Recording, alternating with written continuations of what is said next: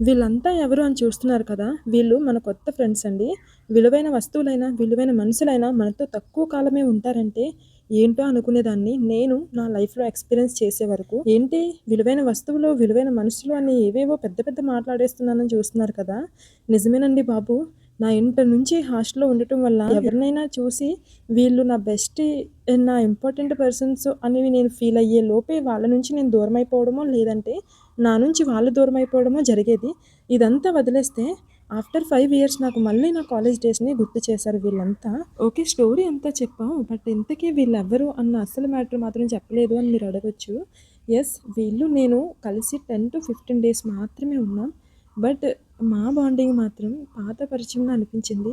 ఇంకా కొన్ని రోజులుంటే బాగుండు అని వాళ్ళు నేను కూడా ఫీల్ అయ్యాం. బట్ ఏం చేస్తాం తప్పదు కదా! కంప్యూటర్ నేర్చుకోవడం కోసం నేను నర్సీపట్నం వెళ్ళేదాన్ని. అక్కడికి వీళ్ళు కూడా వచ్చేవారు. సో, అలా స్టార్ట్ అయింది మా పరిచయం.